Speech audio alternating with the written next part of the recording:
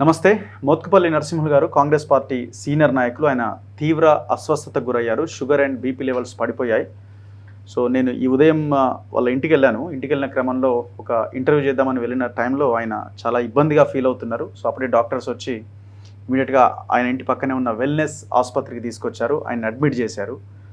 మనందరికీ తెలుసు, రీసెంట్గా నిన్న మొన్న ఆయన దీక్షను కూడా చేయడం జరిగింది. ఒకరోజు దీక్ష.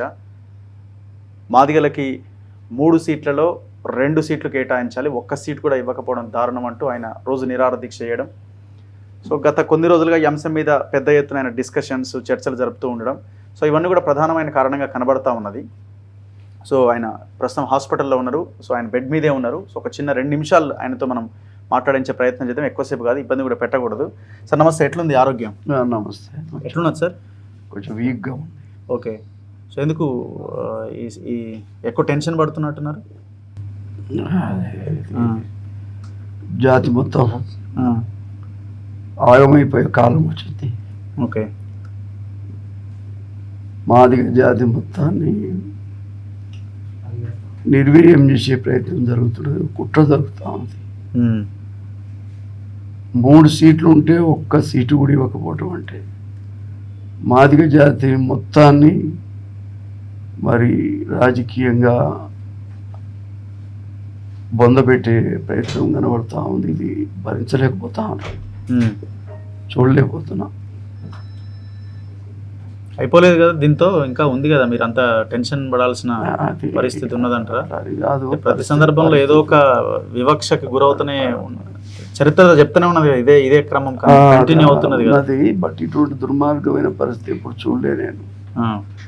నా 40 సంవత్సరాల రాజకీయ జీవితంలో నేను ఎంతోమంది ముఖ్యమంత్రులను కూడా చూశాను నేను. సరే, ఏదో ఒక చోట ఏదో రకంగా అవకాశం ఇచ్చారు. 3 2 ఇచ్చారు ఎప్పుడైనా. ఇప్పుడు టీఆర్ఎస్ పార్టీ కూడా 2 ఇచ్చారు, బీజేపీ పార్టీ కూడా 2 ఇచ్చారు.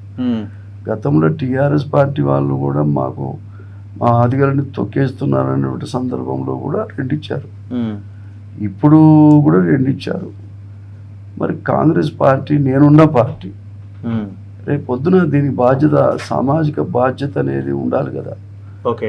రెండోది ఏంటంటే, ఒక జాతి పెద్ద మనిషిగా మరి నేను అడగాలనేది నా అభిప్రాయం. ముఖ్యమంత్రి గారు పిలిచి మాట్లాడతారేమో అనుకున్నా, కానీ వారికి ఎందుకో దయ కలగటం లేదు. ఓకే. జాతికి కనీసం ఎమ్మెల్యే టికెట్లలో 2 టికెట్లు తీసుకున్నారు. ఇప్పుడు పార్లమెంట్ ఎన్నికల్లో 3 టికెట్లు తీసుకున్నారు ఒక కుటుంబానికి. 80 లక్షల మంది మాదిగకు ఒక్క సీట్ ఇయ్యరా? ఒక్క సీట్ ఇయ్యరా? ఇది ఎంత అన్యాయం. రిజర్వేషన్ వచ్చింది మా కొరకు, అంబేద్కర్ లాంటి మహనీయుడు పెట్టింది. మా కొరకు రిజర్వేషన్లు పెట్టారు. ఈ మా కొరకు పెట్టిన రిజర్వేషన్లు మమ్మల్ని లేకుండా చేస్తున్నారు. ఇది భరించరాని బాధ. 80 లక్షల మందిని అవమానపరిచినట్టే కదా. ముఖ్యమంత్రి గారికి ఓపెన్గా మేము సపోర్ట్ చేశాము. ఆయన ముఖ్యమంత్రి కావాలని మేము కోరుకున్నాం, నా జాతి కోరుకున్నది, గెలిపించాము. ఆయన ముఖ్యమంత్రి అయ్యారు. ముఖ్యమంత్రి అయినాక మరి వారు ఈ రకమైన నిర్ణయం ఎందుకు తీసుకున్నారో తెలియదు. ఆయన మా నాయకుడు. ఆయన ఇప్పటికైనా ఆలోచన చేసి మా పట్ల, మాదిగల పట్ల ఎవరికైనా టికెట్ గురించి బాధలేదు, నాకు అవసరం కూడా లేదు. నేను ఎన్నో పదవులు కూడా చేసినాను. ఎన్టీ రామారావు దయ వల్ల ఈ స్థాయికి వచ్చినాను. నాకు అవసరం. కాంగ్రెస్ సోనియా గాంధీ తెలంగాణ ఇచ్చింది, ఆమె కృతజ్ఞతగా నేను పార్టీలో చేరాను. రాహుల్ గాంధీ గారు ఇప్పుడు ప్రధానమంత్రి కావాలి. ఈ ఓట్లన్నీ ఆయనకి వేయాల్సిన అవసరం ఉంది. ఈ పరిస్థితులలో నిర్ణయం తప్పు చేశారు. ఒక సీనియర్ నాయకుడిగా తప్పు చేశారు, సరి చేసుకోమని నేను చెప్తున్నా అంతే. సరి చేసుకుంటే అందరం కలిసి పార్టీకి పనిచేద్దాం, బ్రహ్మాండంగా పార్టీని గెలిపించాలి. దయచేసి ముఖ్యమంత్రి గారు పెద్ద మూమెంట్ కూడా ఎక్కడ కనిపిస్తలేదు కదా. ఏ మూమెంట్? ఇప్పుడు ఎవరన్నా బయటకు వచ్చి, ఇప్పుడు మీరు దీక్ష చేశారు, ఏదో బయటకు వచ్చి మాట్లాడారు, ఇప్పుడు ఈ దాకా వచ్చింది, ఆలోచిస్తున్నారు, ఎక్కువ టెన్షన్ పడుతున్నారు. మరి ఎక్కడ ఒక మూమెంట్ అయితే పెద్దగా లేదు కదా. అది కూడా వాళ్ళు కూడా ఏం పెద్దగా ఎవరు మాట్లాడతలేరన్న లైన్ తీసుకున్నారేమో, సైలెంట్గా ఉన్నారు. ఎప్పుడైనా కూడా అమాయక ప్రజలను చూసి మేము ఏదైనా చేస్తామంటే కరెక్ట్ కాదు కదా. ఓకే. అమాయకమైన ప్రజలను చూసి, నోరు లేని ప్రజలు చూసి వాళ్ళ హక్కుల్ని కాలరాస్తామంటే సరికాదు కదా.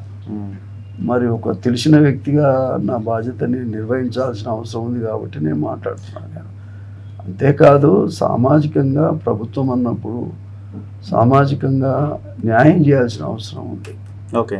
ఈ సామాజిక న్యాయం లేనప్పుడు ప్రభుత్వాలు ఏ ప్రభుత్వం అయినా చేయాలి, కాంగ్రెస్ పార్టీ ఇంకా చేయాలి, ఎందుకంటే అధికారంలోకి వచ్చింది కాబట్టి. సోనియా గాంధీ, రాహుల్ గాంధీ పేర్లను కూడా నిలబెట్టాలి. వాళ్ళు కోరుకోరు కదా ఇటువంటి పరిస్థితి. కాబట్టి ముఖ్యమంత్రి రేవంత్ రెడ్డి గారు తప్పకుండా దీన్ని ఆలోచించాలని నేను విజ్ఞప్తి చేస్తున్నాను. మరి మీరు ఒక్కరుగా చేయడం ఎందుకు? ఇప్పుడు దళిత సంఘాలు చాలా ఉన్నాయి కదా, మరి వీళ్ళంతా ఎక్కడ ఎవరు చేస్తారు ఎవరు చేయరు అనేది నాకు అవసరం లేదు. మీ మీ ఆరోగ్యం మీద నా జాతి ముఖ్యం నాకు. నా జాతి కోసం నేను ఇవాళనే మాట్లాడతలేను. నేను గత 40 సంవత్సరాల పొలిటికల్ లైఫ్ అంతా ఫైటే. సామాజిక న్యాయం కోసమే నేను పోరాటం చేస్తూ వస్తున్నా. దాంట్లో భాగంగానే ఎన్నో ఉద్యమాలు కూడా చేశాను నేను. ఇవాళ కొత్తగా అనేది కాదు, లేదా వ్యక్తిగతం అనేది కాదు. జాతి మొత్తాన్ని ఈ విధంగా అవమానపరచడం అనేది మంచిది కాదు, న్యాయం కాదు. ఈ జాతికి అవమానాన్ని అయినా గతంలో ఎవరు చేయలేదు కూడా. ఇంత అవమానకరమైన పని ఎవరు చేయలేదు. అయినా ముఖ్యమంత్రి గారు ఎందుకు ఆలోచిస్తలేరో నాకు అర్థమైతలేదు. దీనివల్ల పార్టీకి నష్టం వస్తుంది అని నా అభిప్రాయం. Okay, take care sir. ఎక్కువసేపు మిమ్మల్ని ఇబ్బంది పెట్టదలుచుకోలేదు నేను కూడా. సో ఆయన హాస్పిటల్లో ఉన్నారు, ట్రీట్మెంట్ తీసుకుంటున్నారు. బీపీ ఫ్లక్చువేట్ అవుతూ ఉన్నది అండ్ షుగర్ లెవెల్స్ కూడా కొంత డౌన్ అయినట్టు కనిపిస్తూ ఉన్నది. డాక్టర్స్ పర్యవేక్షణలో ట్రీట్మెంట్ కొనసాగుతున్నది. సో ఇప్పటికైనా గవర్నమెంట్లో ఉన్న వాళ్ళు కాంగ్రెస్ పార్టీ తేల్చుకోవాలి. 3 టికెట్లో 2 టికెట్లు ఇవ్వాల్సిందే. కనీసం పిలిచి కూడా మాట్లాడలేని సిచ్యువేషన్ ఎందుకు వస్తుందన్న అభిప్రాయం. లేవనెత్తుతున్న అంశాన్ని కనీసం పరిగణలోకి తీసుకొని ఆలోచించాలన్న భావన మీకు ఎందుకు రావట్లేదన్నది ఆయన చెప్తా ఉన్నారు. సో ఎనీవే ఆయన మళ్ళీ బయటికి రావాలి, మళ్ళీ ఇదే అంశం పైన ఇంకా మిగతా అంశాల మీద పోరాడాలని మనం కోరుకుందాం. చూస్తూనే ఉండండి మన తొలి వెలుగు.